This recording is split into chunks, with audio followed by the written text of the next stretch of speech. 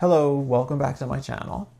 Hopefully the last video I made on severance was helpful, and we're going to move forward now talking about a budget. Now, a budget is something that you should have even in the best of times, but after you've been laid off, you really need a budget. Like, you've got to know where the money is going, and you have to know exactly how much you have coming in. Because without that, you're just adrift, and you might fall further and further into debt. You don't want to be in that position. You want to be able to weather the layoff and then come out on the other side in a space where you can move forward, a nice jumping off point. It does not have to be complicated. You can make a very simple budget and it will do everything you need to do to put yourself in a position of strength and knowledge when it comes to your money.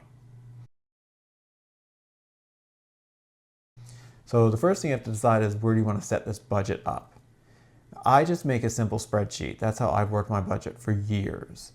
And initially I was doing it in Excel, but then when Apple introduced numbers, I moved over there because I was able to use that without a subscription, and I was able to update it on my iPhone and then my iPad and then my iMac and just come and go, and it kept it synced up with all of my Apple devices. So whatever works for you is what you need to find, because then you'll use it and you'll make the most of it. So the first thing you're going to want to do in your budget is put your income down. And if you have multiple sources of income, then break them out so that each one is represented as a separate line, so that as some go up and down, you can adjust each individually without having to redo all the numbers and redo the main number. And once you've got all your income in, at the bottom of the income section, you're going to want to do auto sum here to get a total. And then below that, you would have your first expense. And I like to put savings here. And that would include retirement and then traditional savings. Now, if you're watching this video because you were laid off and setting up a budget, you might have to put 0 in this section.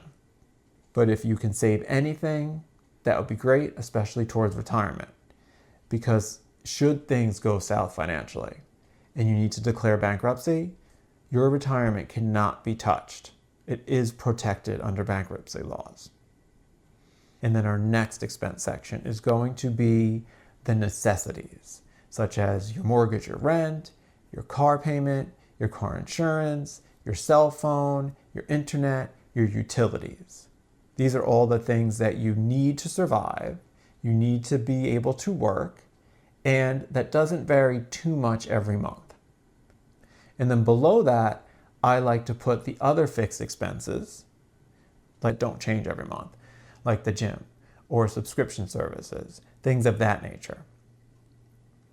And you might find that you have way more subscription services than you anticipated, and some of these could be easily removed from your budget. But for now, let's just put them in there so we can get a picture of everything that we're spending. And then at the bottom of that section, you're going to want to do another auto sum. Now the next section is more expenses, but these are variable expenses with a fixed limit. So this would be stuff like eating out, or groceries, or just personal spending money. You might think that now that I'm laid off, I don't get to have any personal spending money.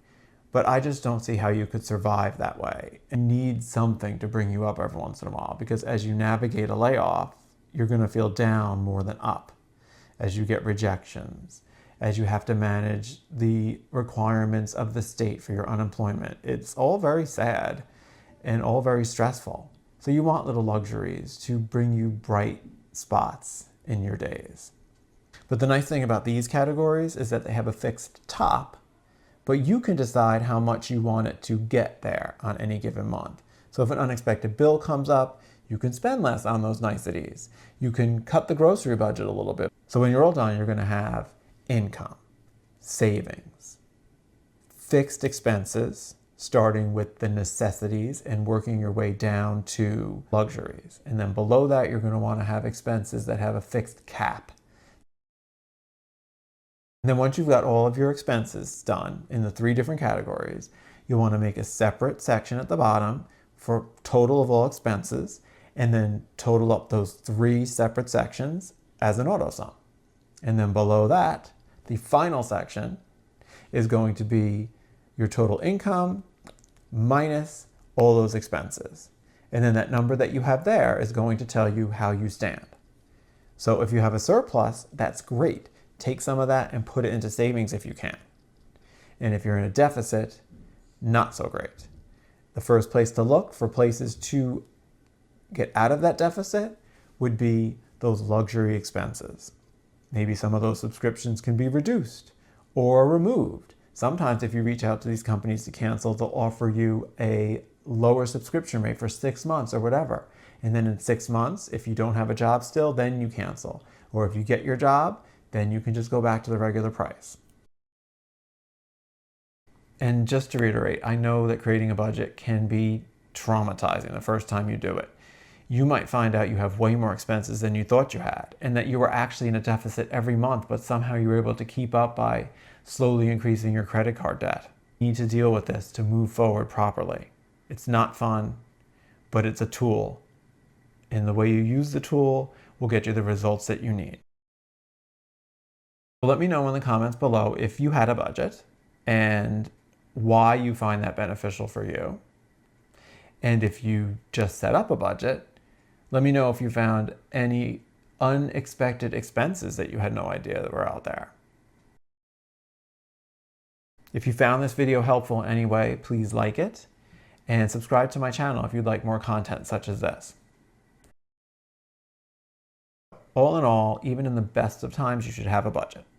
But after a layoff, you need a budget. Make one now.